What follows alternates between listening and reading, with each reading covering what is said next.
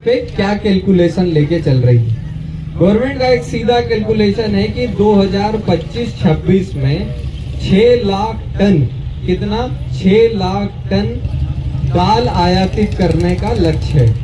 25-26 मतलब ये 25 खत्म होगी और 26 एंड तक में 6 लाख टन में उनका 3.5 लाख टन तुअर आयात करने का लक्ष्य है। उसके बाद 2.80 लाख टन चने आयात करने का लक्ष्य है। उसके बाद 1.50 टन मसूर आयात करने का लक्ष्य है। उसके बाद 1.2 लाख टन उड़द आयात करने का लक्ष्य है। आप ये बताओ कि क्या ये सही है? आपके तरफ से बताओ। मैं तो मेरा छोड़ो, आपके बताओ कि ये सही है या नहीं है। गलत है, गलत। हाँ, मतलब जब हम पैदा कर रहा, हम यहाँ कर रहा तो फिर यो बुलाना की जरूरत का ही। और यो कब बुला रहा? अगर अपना देश में कमी होती तब बुलाता तो बात बनती। अपन ने तो आज मूंग बोया, आज चना बोया, आज उड़द बोई, ओ की स्थिति से पहले ही ये सामान बुला ले रहा।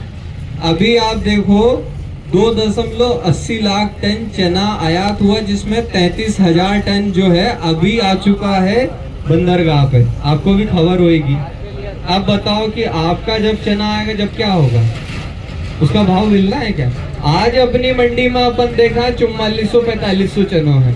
तो जब यो आ जाएगा और अपनो आएगा तब का ही होगा, कई स्थिति बनेगी। अब यह स्थिति का अगर अपन सुनते ही रहेगा, मैं या तुम या हम लोग, तो अपना अस्तित्व खत्म हो जाएगा। मैं कोई सरकार या किसी पार्टी की बात नहीं कर रहा हूँ, मैं अपना अस्तित्व की लड़ाई की बात कर रहा हूँ। या एक बात मैं तुमको एक दूसरो गणित बताऊं। मैंने कहा पूरा डेटा लिखे लाए। क्या हुआ भैया कि एमएसपी की अगर हम बात करें, मैं और आप हम लोग एक मिनिमम सपोर्ट प्राइस को जानते हैं। एमएसपी का मतलब होता है कि इतना तो मिलना ही चाहिए, इससे नीचे मिलेगा तो किसान बर्बाद हो जाएगा। उसको बोलते हैं एमएसपी। एमएसपी जो है वो इसलिए निर्धारित की गई थी कि किसान जो है उसकी लागत को वसूल सके। अभी भी हमारे देश में एमएसपी स्वामीनाथन पे लागू नहीं है, एमएसपी गवर्नमेंट कैलकुलेशन पे लागू है। अपन स्वामीनाथन की लड़ाई कर रहा था, इनने एमएसपी नहीं लेने दे रहा है, यह स्थिति बने। आज अगर तुम देखेगा तो मध्य प्रदेश का बहुत अच्छा सौभाग्य है कि कर्नाटक में, उत्तर प्रदेश में और गुजरात में मक्का की एमएसपी पर खरीदी हो रही और तुम जो है 1200 में तू ले रहा। ऐसा अच्छा सौभाग्य तुम्हारे लिए नहीं हो सकता। हमारा क्या सो लगे? क्यों? क्योंकि तुम एकजुट नहीं है। आज किसान को मुद्दों जब भी रहेगो तो तुम्हारा से इकट्ठा होता नहीं बनतो।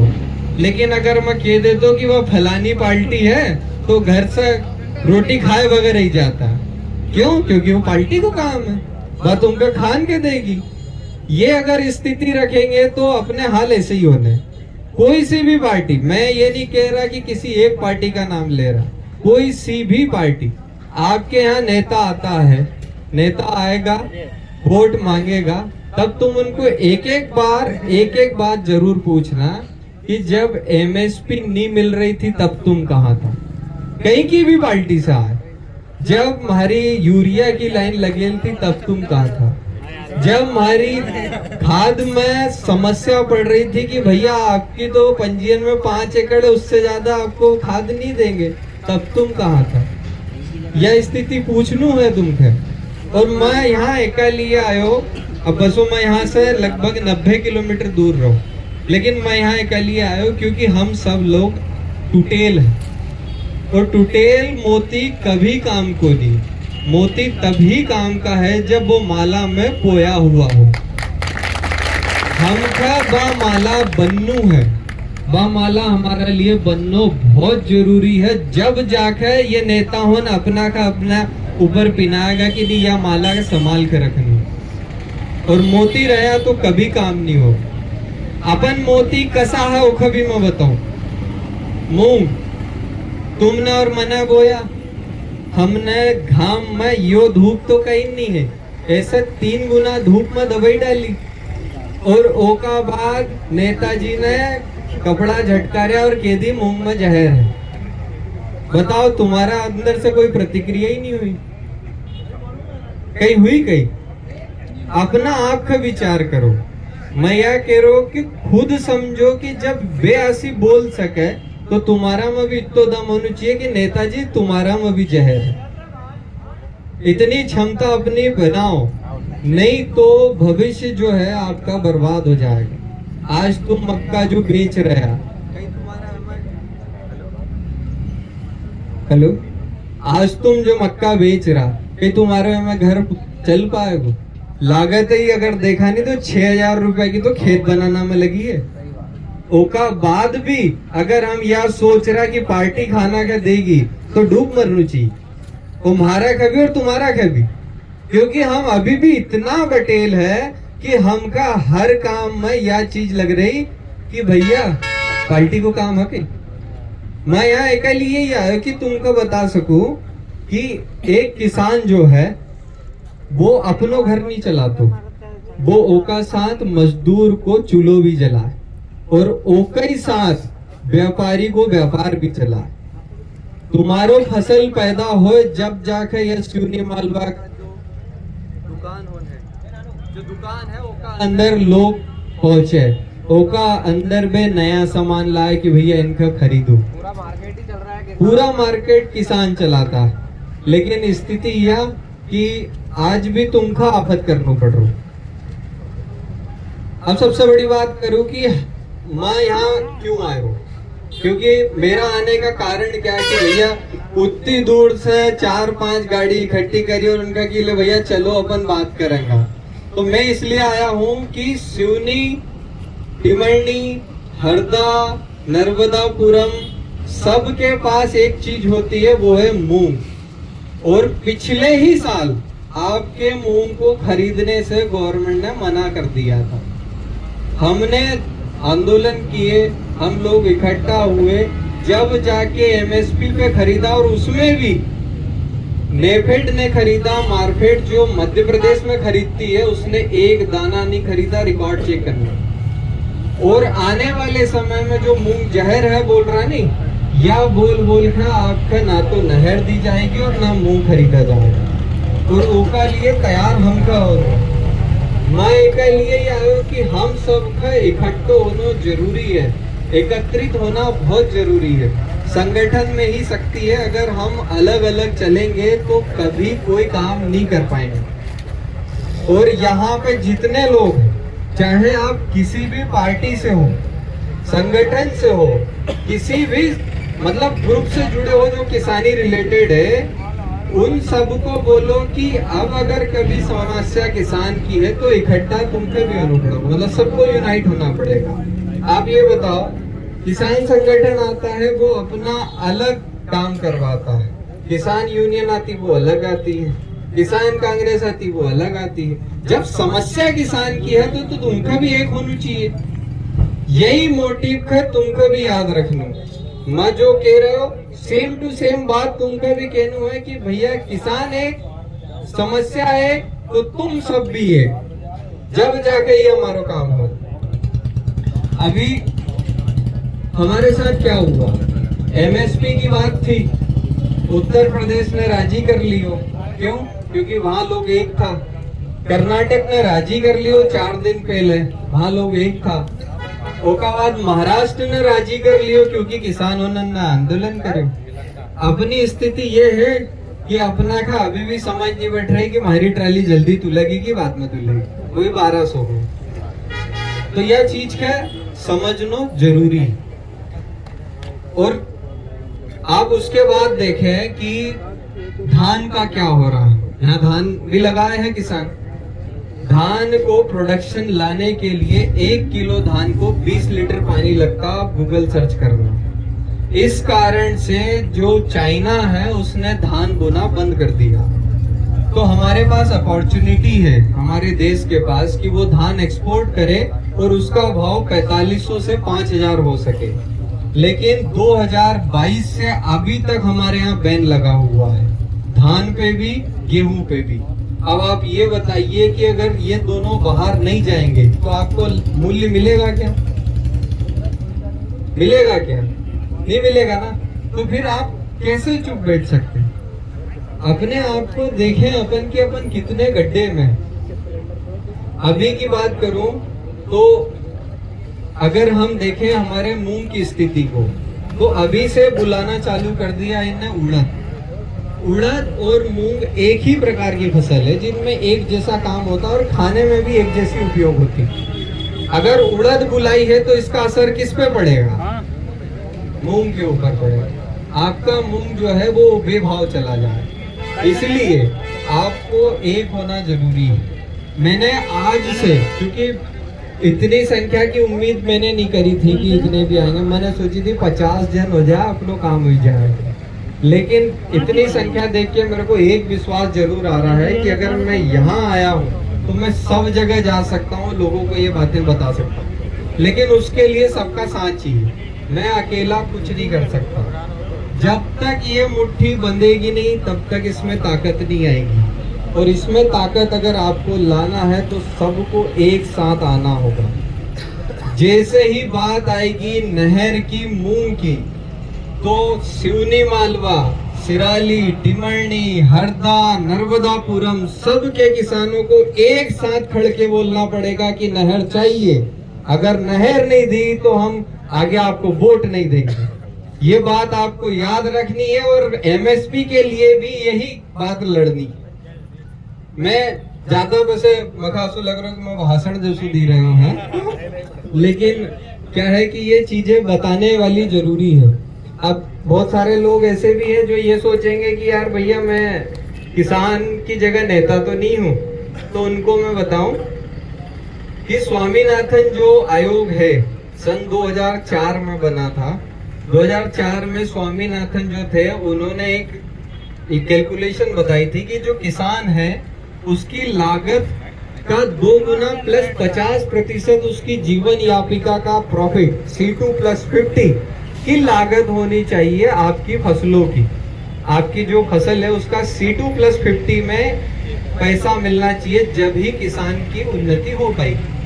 उस हिसाब से अगर आप देखो तो गेहूं की जो कीमत है वो इस समय 4000 होनी थी।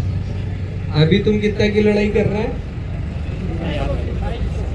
गवर्नमेंट ने मैनिफेस्टो जारी करे तो सन 22 में, जेमा कही थी हम 2700 देंगे, लेकिन स्थिति यह है कि इस बार भी 2600 ही लेगा। मैनिफेस्टो जिस दिन जारी हुआ था उस दिन ये होता है कि अगले बार सरकार बनेगी और उसको हम खरीदेंगे। 2700 आज भी आपको नहीं मिला, जबकि रेट कितना होना चाहिए था। ये स्थिति है। अब अगर हम सोयाबीन की बात करें तो 7000 होनी चाहिए C2+50 में। मक्का की बात करें तो 3000 होनी चाहिए C2+50 में। धान बासमती की बात करें क्योंकि उसमें लागत ज्यादा लगती है, 4500 से 4800 होनी चाहिए C2+50 में। और धान जो रेगुलर है उसकी कीमत होनी चाहिए 3600, और जो आप चना बो रहे हो उसकी कीमत होनी चाहिए 7200 रुपए। लेकिन आप लोग बटे हुए हैं, इसलिए ये स्थिति है कि 4000 भी नहीं बिक रहा। और उसके बाद में हमारे जितने लोग हैं उनको मैं एक बात बताना चाहूंगा कि जो सिद्धू मूसेवाला ने कभी काफी लोगों ने सुने होगा, उसका यह है कि तेरे में क्या हुनर है ये बताना जरूरी है। तेरे में क्या हुनर है ये बताना जरूरी है। अगर तू जिंदा है तो जिंदा नजर आना जरूरी है।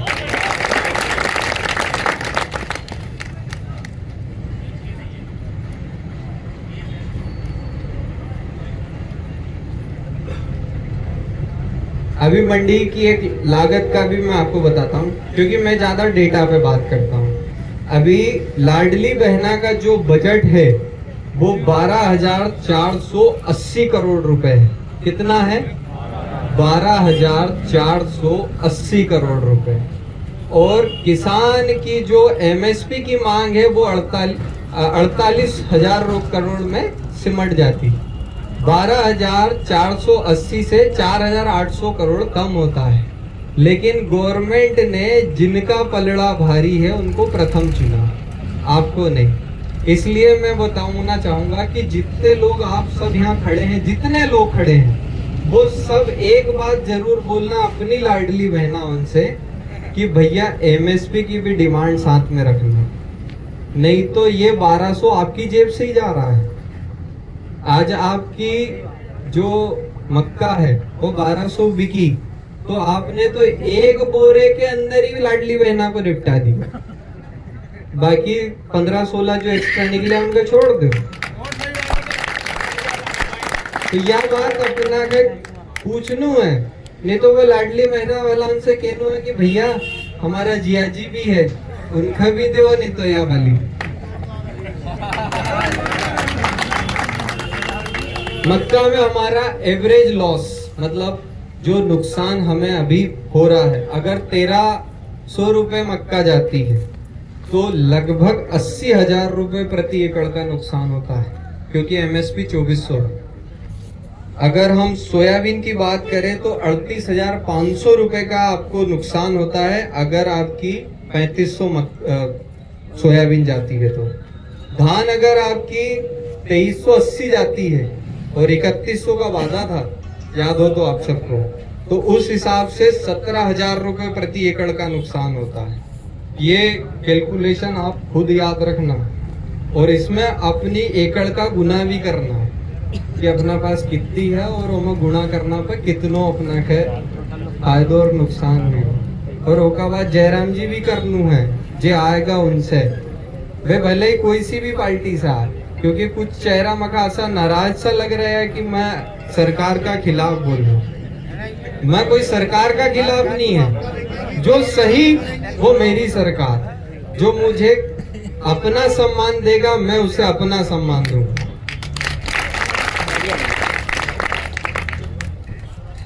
अभी एनपीके की लाइन है, यही लगी है, बेचारा भैया उन घाम खई रहा कि यार जल्दी से यूरिया मिल जाए। कारण बताता हूँ कि क्यों यूरिया नहीं मिल रहा। यूरिया और डीएपी हमारे देश में कम बनता है, विदेश से इंपोर्ट होता है, बाहर से आता है, और बाहर से आने के लिए इनको गवर्नमेंट हर एक बोरी पे सब्सिडी देती है। आपने देखा होगा मोदी जी की यूं फोटो है एकदम, और ऊपर लिखेला है कि गवर्नमेंट में इतनी इतनी सब्सिडी है। वो जो सब्सिडी है वो इन्होंने बीते 16 महीने से नहीं दी है। कितने महीने से? मतलब 1 साल से ऊपर हो गया। तो इस कारण से जो प्राइवेट कंपनियां हैं उनने डीएपी बुलाना बंद कर दिया। जब उनको पैसा नहीं मिल रहा, वो किसान नहीं है कि अपना जेब काट के भर दे, वे व्यापारी है, बिल्कुल नाप दे है कि कितना रुपए चाहिए। ये स्थिति बनी कि आज आप ये लाइन में लगे हो। इसमें गलती किसकी है? आपकी। आपने अपनी खाद की बजाय लाडली बहना पसंद कर ली, ये समस्या है। और इसको आप खुद डेटा में देखो। क्रेप्को का खाद आता है क्योंकि वो सरकारी है, उसके बाद आपको इफ्को का मिलता है, लेकिन कारगिल बंद हो गई। क्यों? क्योंकि प्राइवेट थी। 50% कंपनियों ने खाद बुलाना बंद कर दिया, ये इसीलिए हम लाइन में लगे, और ये गलती हमारी है और हमको ही सुधारना पड़ेगा। जब अगला चुनाव आएगा कहीं पे भी आप उन लोगों से आप पूछना कि भैया ये जब हो रहा था तब तुम कहाँ थे? वोट मांगने के लिए तो बड़ा जत्था लेके चलते हैं, जब हमारी समस्या आती तब तुम कहाँ थे? आज मेरा किसान ये जो देख रहे हो आप, मक्का की ट्राली के लिए टोकन लेता है। ई पर्ची योजना बनाई गई जिसके अंदर कहा गया कि आपको आपका डेटा लेना है तो 1 दिन में पर्ची बनवानी पड़ेगी आपका सामान बेचने की। हर दिन सुबह से किसान लाइन में लगता कंप्यूटर वाली कि भैया मेरे को मेरी फसल बेचनी है, उसका नाम लिख लो। अगर 3 दिन खड़ा है तो 3 दिन पर्ची बनवानी पड़ती है। मैं कोई ऐसा सामान थोड़ी लाया है जिसमें गोला बारूद भरा हो तो वो डर लगेगा मंडी को। आप उसकी लिमिट बढ़ाओ, आप 72 घंटे की लिमिट करो कि एक किसान ने अगर पर्ची एक बार ली है तो वो 3 दिन तक वैलिड रहे। हम भी तो 3 दिन सो रहे हैं। आप बोल सकते हो लेकिन नहीं बोलेंगे। आप ही की मंडी, आप ही के लोग, लेकिन आप उनको नहीं बोल सकते। ये स्थिति आपकी बना दी गई है अलग अलग बटने से। बाकी मैं चाहूंगा कि थोड़ा सा समय राम भैया ले, क्योंकि मैं जो डेटा लेके आया उनमें से जो जो पार्ट रह गया है वो भी मैं आपको बताऊंगा। साथ ही मैं बोलूंगा कि भैया सहयोग भैया आप थोड़ा सा इधर आओ और अपनी समस्या बताओ कि क्या समस्या है यहाँ पे, क्योंकि भैया ये जानकारी बहुत अच्छी देते हैं। और इनकी खास बात ये है कि ये मैं गलत हूँ, चाहे मेरे पास 8 लाख सब्सक्राइबर है, ये बोल देते हैं भैया वहाँ तुम्हारा रिजल्ट नहीं आया। इससे अच्छा किसान कोई नहीं है जो मुंह पे बोल दे। अब ये मेरे को बोल रहे हैं तो बहुत अच्छी बात है और ऐसे ही आपको भी बनना है।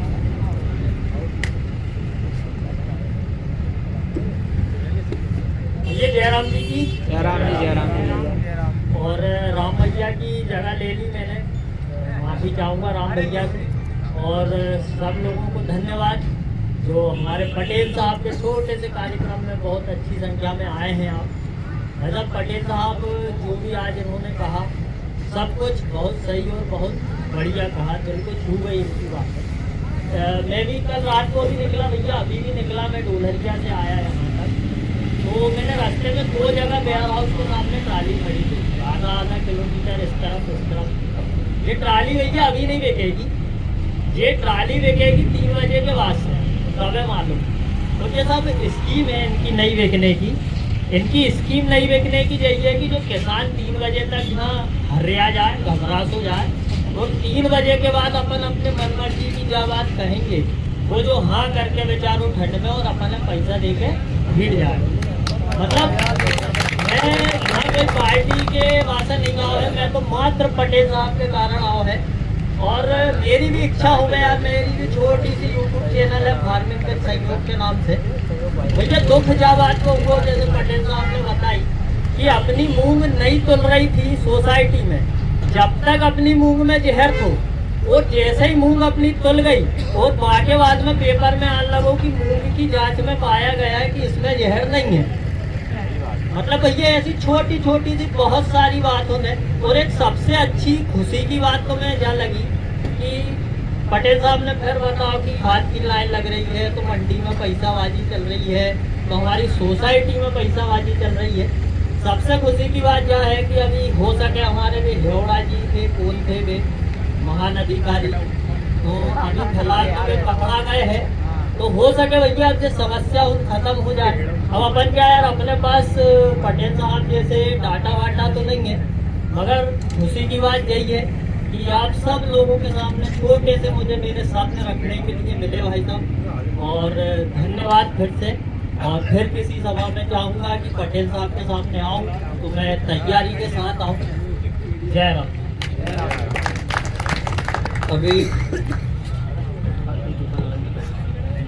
मैं आपको डेटा बताता हूँ, हो सकता है कि मोबाइल थोड़ा दिखे नहीं इसमें क्योंकि प्रकाश आगे से आ रहा है। तो इसमें एक जेपी नड्डा जी कह रहे हैं कि उन्होंने एक ऐलान किया है कि किसानों को जो सब्सिडी आधारित उर्वरक मिलेंगे उसकी मात्रा भूमि क्षेत्र के हिसाब से तय की जाएगी 2026 में। इसका मतलब ये हुआ कि आपकी अगर जमीन कमजोर है तो आपको 1 बोरी से ज्यादा डीएपी नहीं मिलेगा। मतलब जितनी कमजोर जमीन है उतना कम खाद देना है किसान को और सब्सिडी कम देना है। अगर ज्यादा मांगे तो सब्सिडी हटा देना है। ये योजना का नया तरीका है जो ई वितरित योजना है। इस योजना से आपको नुकसान ये होने वाला है कि जिसकी फसल कमजोर होती है, जो जमीन कमजोर होती है, उस पर आदमी अमूमन खाद ज्यादा ही डालता है। क्यों? क्योंकि उसको फसल पैदा करनी है। आप भाव नहीं दे रहे तो कम से कम वो फसल तो पैदा करे।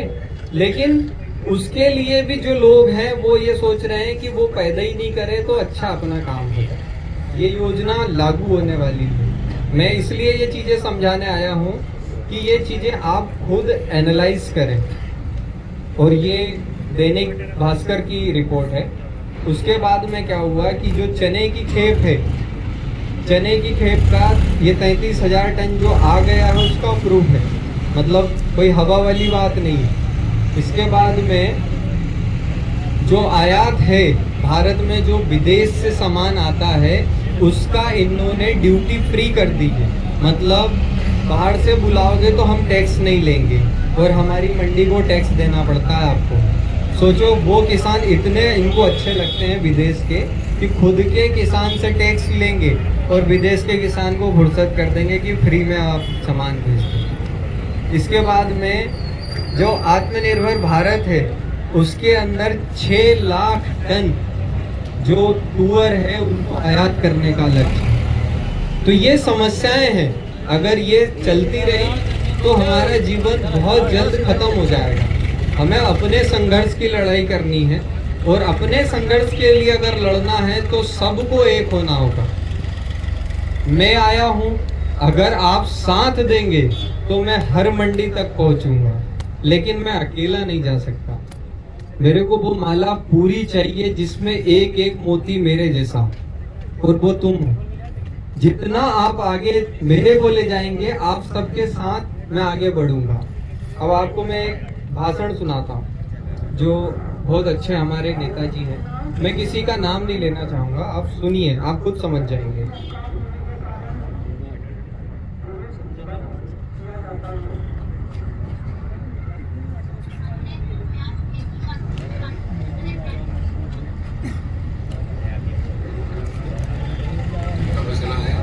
लेकिन फिर भी मैं कृषि मंत्री होने के नाते, क्योंकि आवक अच्छी हुई है इसलिए फेंक रहे ना। आवक तो अच्छी हो रही है, और कांग्रेस के राज में तो प्याज होती नहीं थी, पानी मिलता नहीं था, प्याज नहीं होती थी, प्याज का कोई फसल नहीं होती थी, पानी नहीं था, बिजली नहीं थी, सड़क नहीं थी, सारी बातें थी ही नहीं।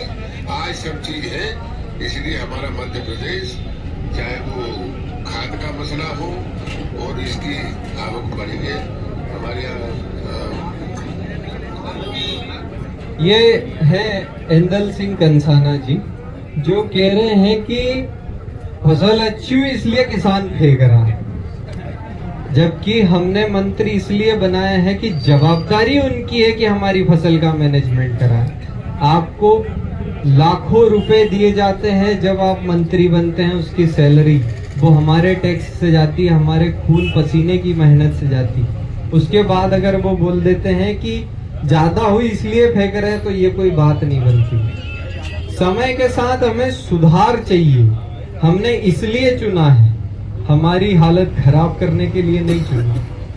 अब अगर ऐसे चलता रहेगा तो हमारा जो भविष्य है वो बताओ कैसे सुधर पाएगा। और आज मैं आपके पास आया हूं वो सिर्फ इसलिए कि मूंग जो है उसका मुद्दा बहुत जल्द आने वाला है। बताया जाएगा जहर है, बताया जाएगा मध्य प्रदेश का मूंग खराब है, बताया जाएगा कि नहर से तवा डैम में पानी कम हो जाएगा, और आपको बोल दिया जाएगा कि ये मूंग हमको नहर देने की जरूरत नहीं है। इसलिए जब ये बात आएगी तब आप सबको एक साथ खड़े होना है। तारीख भी हम तय करेंगे, रास्ता भी हम तय करेंगे, आंदोलन भी हम तय करेंगे, और उनकी मजबूरी बनेगी कि पानी देने का समय वो तय करेंगे।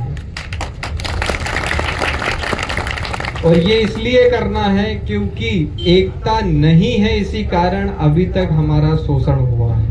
मैं किसान को सबसे शोषित मानता हूं, कारण किसान को मजदूर से बांट दिया, किसान को व्यापारी से बांट दिया, और अब आ गई है समस्या तो किसान को लाडली बहना से भी बांट दिया, ताकि आप भी घर में दो हो जाओ।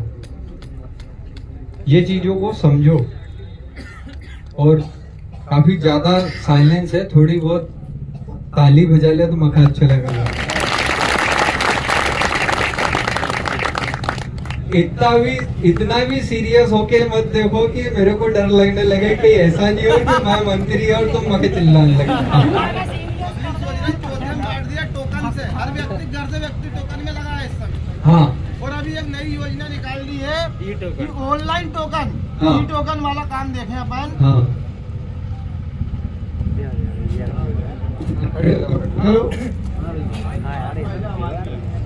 सभी को यह बता दी।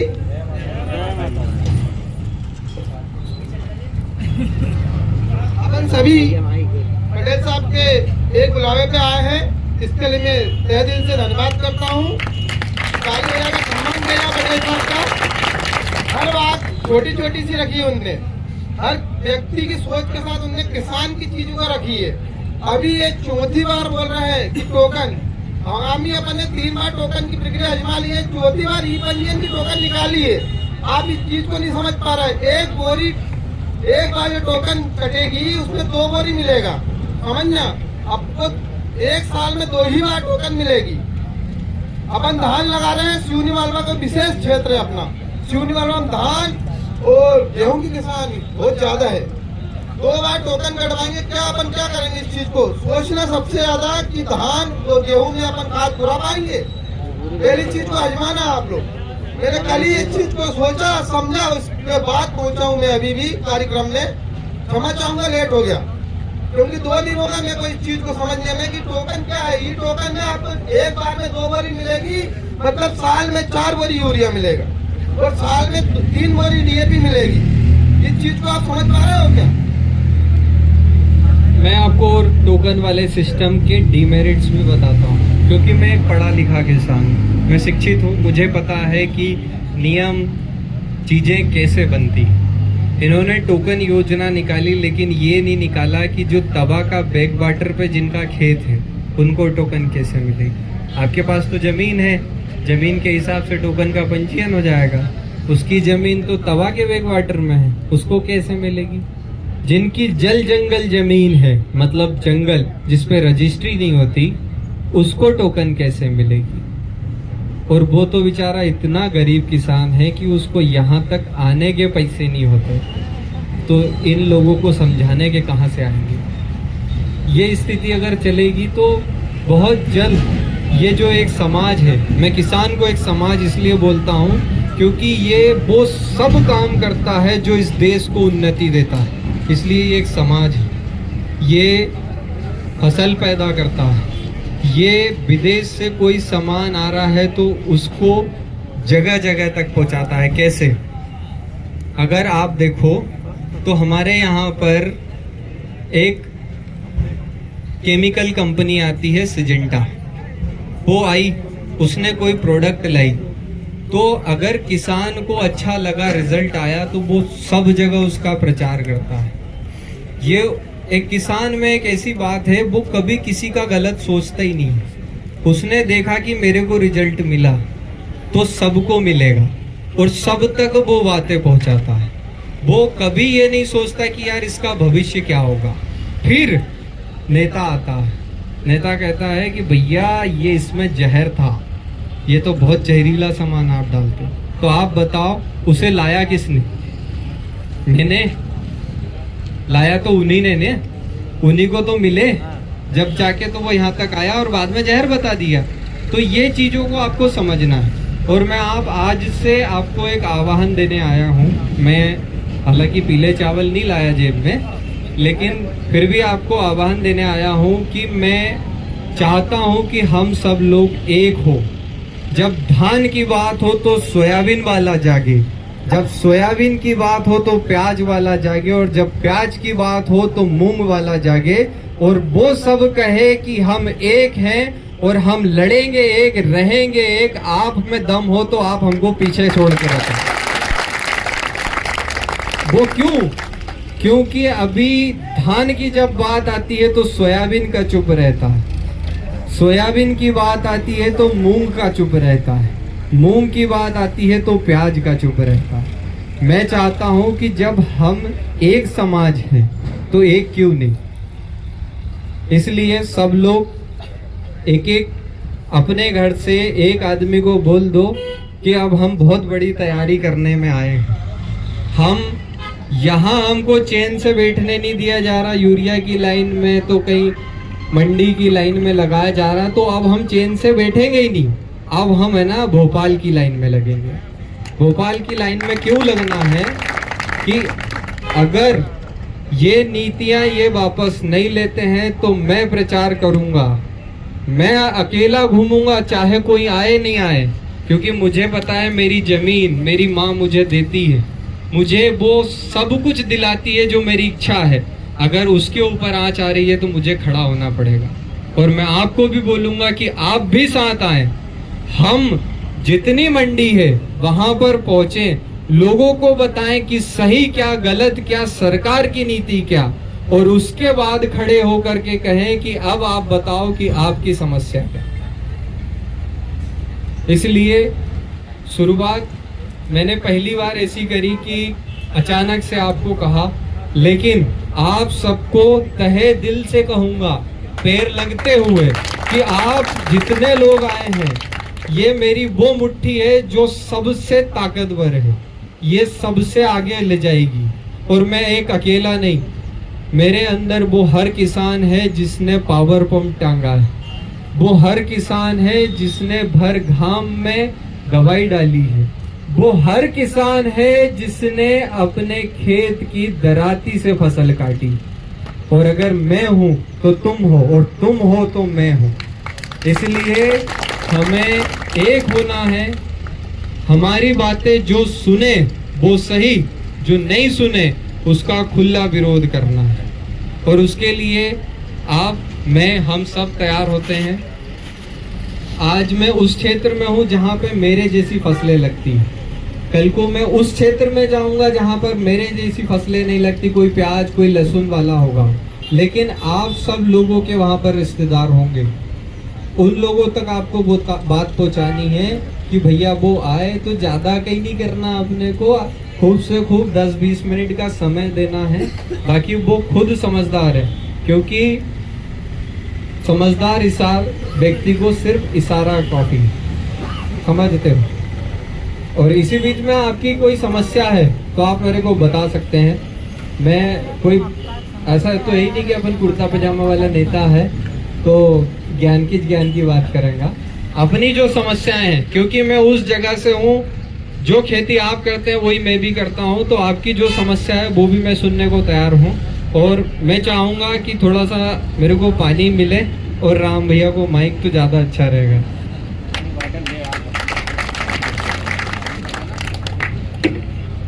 हेलो, बोलिए नर्मदा मैया की, बोलिए नर्मदा मैया की।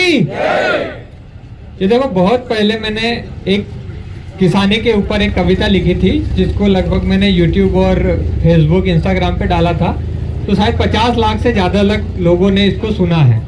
वो मैं आपको यहाँ जरूर दोहराना चाहूंगा। लाइन थी कि खेत किसान का, फसल का दाम व्यापारी और सरकार का, दवाई की कीमत दुकानदार की, डीजल की कीमत कंपनी की, मजदूरी मजदूरों की, फसल का नुकसान किसान का, खेत किसान का, केसीसी बैंक की, कानून सरकार का, धूप सूरज की, बारिश प्रकृति की, मेहनत किसान की, मुनाफा व्यापारी का, खेत किसान का। यही वास्तविक सत्यता है कि मुनाफा तो व्यापारी का है, नुकसान केवल किसान का है, क्योंकि खेत किसान का। देखो, हम यहाँ राजनीति करने नहीं आए हैं, लेकिन राजनीति में परिवर्तन करने की बात करने जहाँ पे जरूर हम आए हैं। अब देखो, यहाँ पे कैसे डबल इंजन की सरकार है, ऊपर से लेके नीचे तक आप देखो, सत्तासीन पार्टी की यहाँ पे बहुमत है, यह सरकार चल रही है। लेकिन वहीं आप यहाँ पे देख लो, बकायदा यूरिया की लाइन लगी हुई है।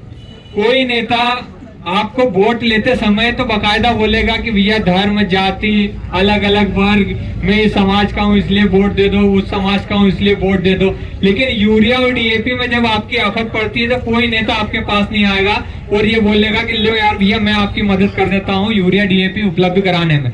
सुबह से शाम तक लाइन में आप ही को लगना है, आप ही को मेहनत करना है और आप ही को ही वो यूरिया डीएपी लेके जाना है। लेकिन वही हम पैदा कर लेंगे, उसके बाद एमएसपी की जब रोने पड़ेंगे हमारे को, तो इनमें से कई का भी नेता हमारे को मदद करने को राजी नहीं होगा।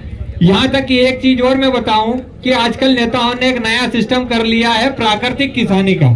ये जगह जगह घर घर, जब भी कहीं कहीं बड़े नेता को सुनो वो बोल रहे प्राकृतिक किसानी करो भैया, जमीन हमारी ऐसी बेकार हो रही। कई का नेता आज तक तुमने लाइन में लगा हुआ देखा? उसके घर जाके देखो, यूरिया डीएपी बम्पर भरा हुआ है। बस तुम्हारे और मेरे लिए वो प्राकृतिक किसानी है, क्योंकि तुम्हारे को ऐसी सलाह दे देंगे तो ये यूरिया डीएपी की डिमांड नहीं करेंगे और उनका काम बढ़िया से चलता रहेगा। तो ये हमारी एक वास्तविक स्थिति है। और एक अर्थशास्त्र बताता हूं मैं आपको यूरिया डीएपी का। देखो, यूरिया डीएपी हर सोसाइटी में प्राय हर किसान का खाता तो होता ही है, और गवर्नमेंट का रूल है कि आपको 4 महीने वो बिना पैसों के वो डीएपी यूरिया देती है, उसमें आपको ब्याज वगैरह कुछ नहीं लगता, 0% पे मिलता।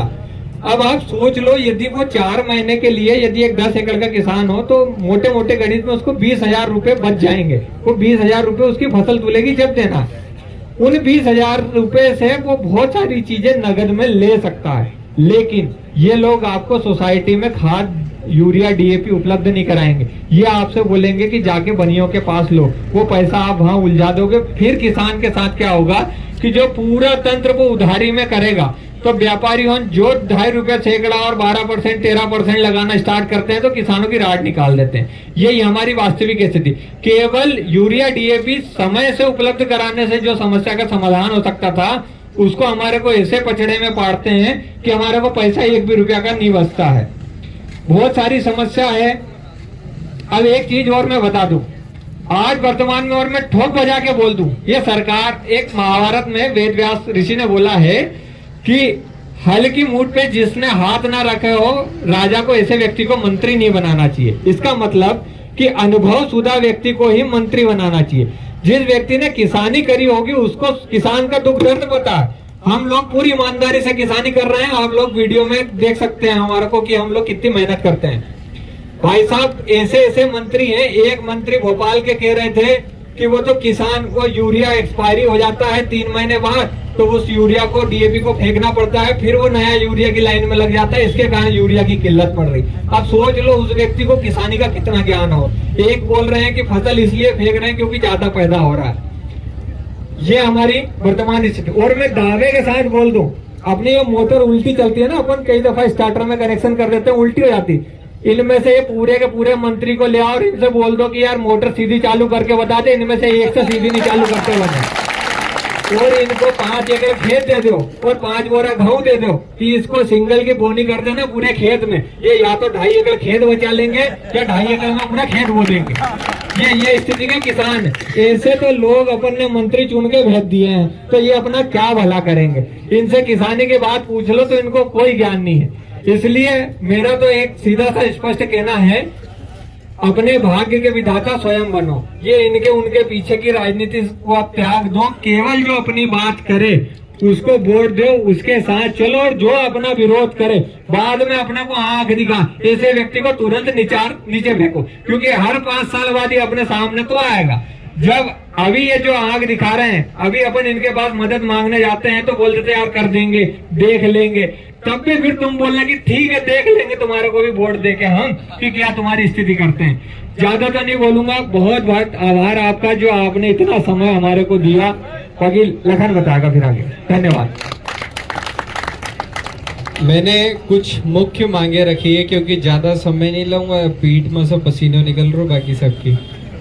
तो मैंने कुछ मुख्य मांगे जो है मेरे तरफ से रखी है, और जिसके लिए मैंने ये प्लान किया है कि आप सब लोग एक हो तो हम इस चीज को भोपाल में पहुंचाएंगे। और आज का समय नहीं, हम समय लेंगे, क्योंकि हम उस महात्मा गांधी जी के वंश से आते हैं जो ये कहते हैं कि अगर आपको संघर्ष करना है तो लड़ाई लंबी और बड़ी लड़नी पड़ेगी।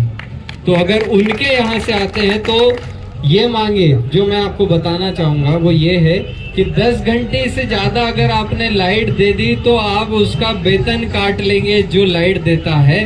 तो ये नियम भी बनाओ कि 10 घंटे से कम काट दी लाइट, 8 घंटे दी, तो भी उसका वेतन काटा जाए जिसने 8 घंटे लाइट दी। और ये कोई ऐसे मुद्दे नहीं है जो पूरे नहीं हो सकते, ये पूरे होने वाले मुद्दे हैं, इन्हीं के लिए अपन बात करते हैं।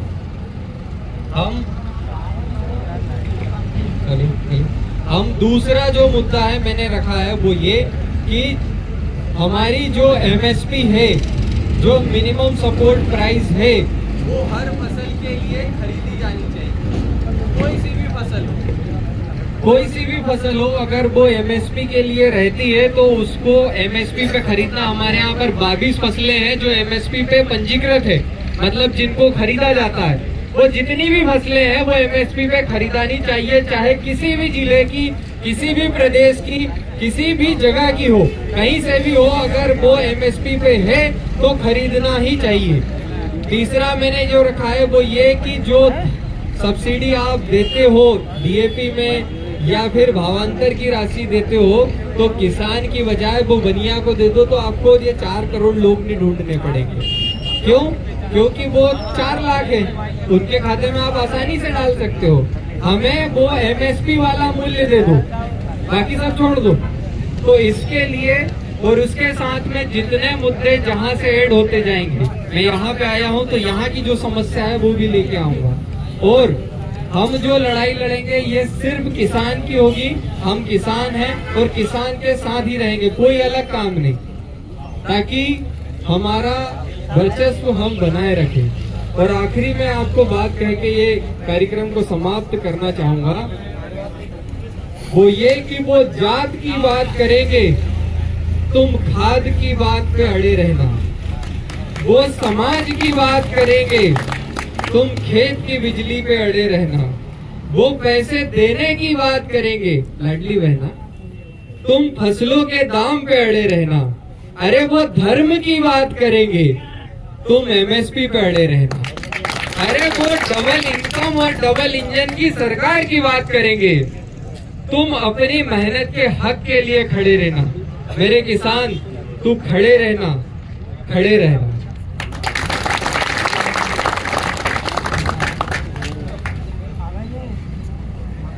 अब किसी को किसानी लखन के बारे में लोग जानते ही होंगे, यदि किसी को किसानी सलाह के बारे में करना है, जैसे गेहूं पीले पड़ रहे हैं या फिर चरणों की दिक्कत है, तो आप इनसे पूछ सकते हैं। तो यहाँ पे खड़ा हो जाएगा तो आपको भी आसानी हो जाएगी। कोई भी किसान बंधु इसमें पूछ सकते हैं, जिसमें आपकी मदद हो जाएगी। या और कोई बोलना चाहे तो बिल्कुल यहाँ आके आप वक्तव्य अपना दे सकते हैं। पीछे से मेरे को एक भैया ने पूछा था कि हमारे गेहूं पीले पड़ रहे हैं और उसमें हमको यूरिया का पानी देना है, तो उसमें आप एक काम करिएगा कि जिंक जो आता है, जिंक 3 प्रकार के आते हैं, जिंक सल्फेट, जिंक ऑक्साइड और जिंक ईडीटी है। उसमें से कोई सा भी एक जिंक ले लेना। उसके साथ क्या करना कि अभी महू का प्रकोप बहुत है, अभी मैं देख रहा हूँ जगह जगह गेहूं पीले पड़ रहे हैं। तो महू के लिए क्या करना है कि आप उसमें IMFX 30% जो आता है उसको 150 ml जो है मिलाना, कोट करना यूरिया में और उसको फेंक देना, तो आपके जो गेहूं है उसके पीले पड़ने की समस्या खत्म हो जाएगी। बोलो नर्मदा भैया की जय। भैया आपका दिल की गहराइयों से राम भैया का बहुत बहुत धन्यवाद। आप 80 किलोमीटर दूर से हमारी सिवनी मालवा के किसानों को जागरूक करने के लिए आए, और ये जितने भी किसान हम लोग आए हैं, मुझे भी कार्यक्रम में जाना था, तुरंत आया। भैया आपको दिल से प्रेम करते ही, हृदय से प्रेम करते इसलिए आए हैं। और आपकी जो ईमानदारी, यूट्यूब का मैं रेगुलर कस्टमर हूँ, रेगुलर देखता हूँ मैं।